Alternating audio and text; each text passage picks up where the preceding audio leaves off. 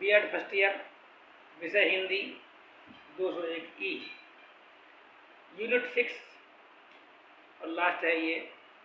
आज हम इसे बता रहे हैं लॉन्ग क्वेश्चन में, निदान के प्रत्यय को समझाइए तथा निदान के कार्यों का वर्णन कीजिए। शैक्षिक निदान तथा औपचारिक शिक्षण के महत्व एवं उपयोगिता को समझाइए। निदान का प्रत्यय, इस प्रत्यय को निम्नलिखित उदाहरणों से स्पष्ट किया जा सकता है।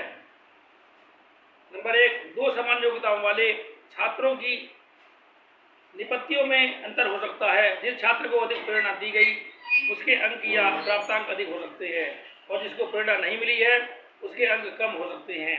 यह कारण निदान से ही ज्ञात किया जा सकता है। किस प्रकार की अभिप्रेरणा दी गई है यह महत्वपूर्ण होता है, क्योंकि एक ही प्रकार की प्रेरणा दो प्रकार के छात्रों के लिए प्रभावी नहीं हो सकती है। अंतर्मुखी छात्रों के लिए निरंतर प्रेरणा की आवश्यकता होती है, जबकि बहिर्मुखी छात्रों के लिए कभी कभी प्रेरणा देना पर्याप्त होता है। अभिप्रेरणा के अतिरिक्त छात्र की परिस्थितियां जिनमें वह रहकर अध्ययन कर रहा है वह भी उसकी निपत्ति को प्रभावित करती है, जबकि विद्यालय में सभी को समान परिस्थितियां उत्पन्न की जाती हैं। नंबर 2, तृतीय कारण परीक्षा और परीक्षक की परिस्थितियां भी हो सकती हैं। परीक्षण में छात्र की पाठ्य वस्तु एवं उसकी लेखन विधि अच्छे अंकों के लिए महत्वपूर्ण भूमिका का निर्वाह करती है। निदान के अंतर्गत कम अंक प्राप्त करने वाले कारणों का सही पता लगाया जाता है। आधुनिक निदान की प्रक्रिया के अंतर्गत केवल निदानात्मक परीक्षाओं तक ही सीमित नहीं रहते हैं। छात्र की समस्त परिस्थितियों का अवलोकन करके विशिष्ट प्रभावों को ध्यान दिया जाता है। निदान के अंतर्गत वस्तुनिष्ठ एवं प्रविधियों का प्रयोग किया जाता है। आधुनिक निदान के अंतर्गत छात्र के व्यवहार के सभी क्षेत्रों को सम्मिलित किया जाता है, उसे एक क्षेत्र तक संकुचित रूप में सीमित नहीं रखते हैं।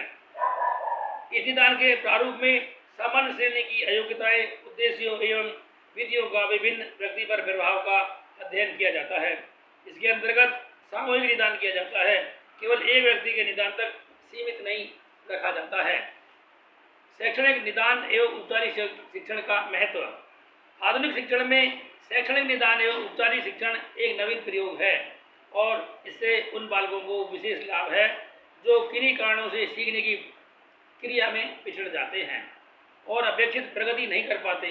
शैक्षणिक निदान एवं औपचारिक शिक्षण संक्षेप में निम्नांकित है। नंबर 1, शैक्षणिक निदान द्वारा बालकों की सीखने संबंधी कठिनाइयों का पता चल जाता है।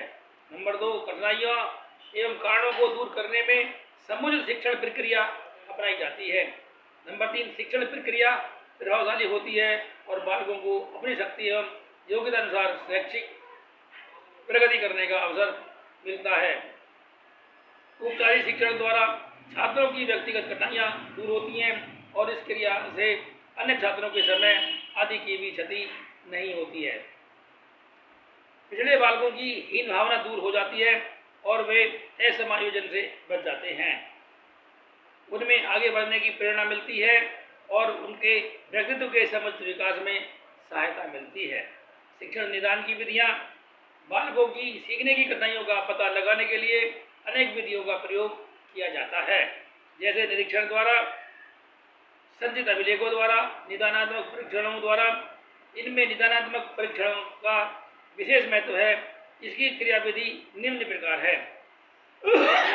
नंबर 1, शैक्षणिक निदान में सबसे पहली प्रक्रिया है बालक की न्यूनताओं एवं कमजोरियों की पहचान। उदाहरण के लिए, यदि किसी बालक में सहस्वर वाचन संबंधी दोष है तो यह मालूम करना आवश्यक है कि यह दोष किस प्रकार का है। नंबर 1, ध्वनियों एवं शब्दों के उच्चारण में वह अशुद्धियाँ करता है। नंबर 2, उचित स्वराघात के साथ वह नहीं पढ़ता। अर्थान्वितियों की दृष्टि से यह शब्द समूह को एक साथ नहीं पढ़ता। वह उचित प्रवाह के साथ नहीं पढ़ता। उसकी गति अति तीव्र है अथवा अति मंद। वह विराम चिन्हों का ध्यान रखकर नहीं पढ़ता। वह रुक रुक कर अथवा हकलाकर पढ़ता है। वह अति उच्च स्वर में अथवा अति मंद या अश्रव्य स्वर में पढ़ता है। वह शब्दों को या कभी कभी वाक्यांशों को दोहराता है। वाक्य का अंत होने पर दूसरे वाक्यों का वाचन देर से प्रारंभ करता है। पंक्ति समाप्त होने पर नई पंक्ति का वाचन भी देर से प्रारंभ करता है।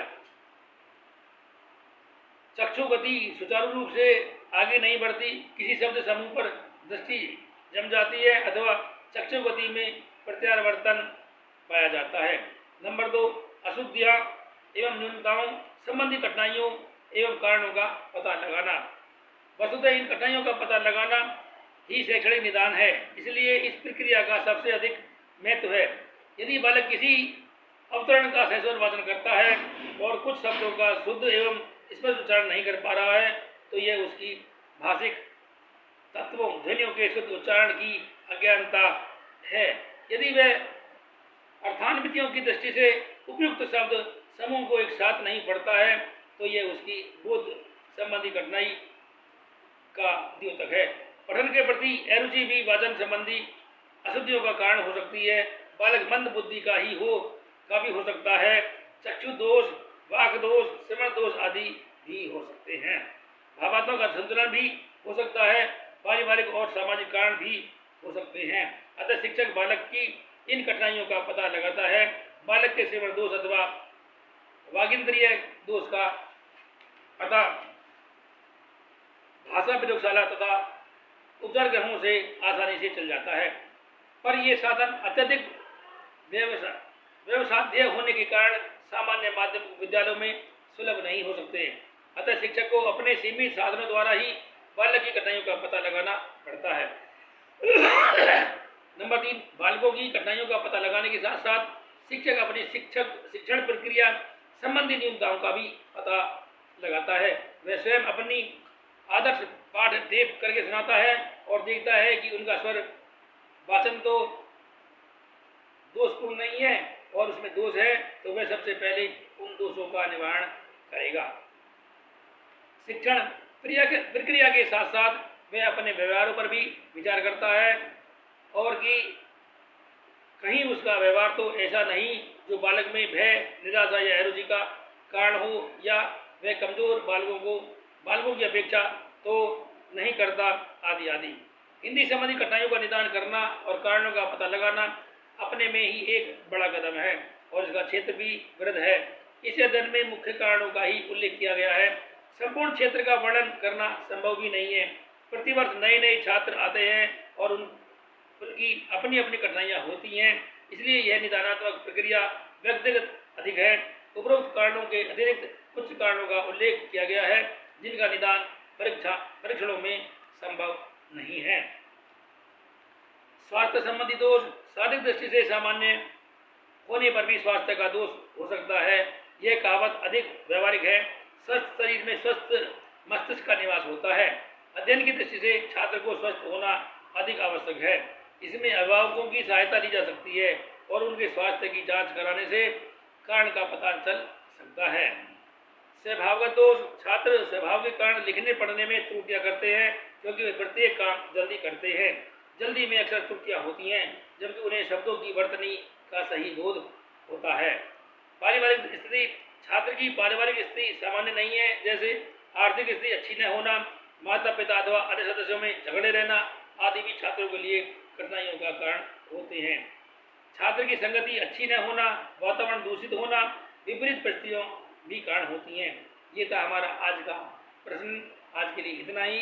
बने रहिए हमारी यूट्यूब चैनल पर। धन्यवाद।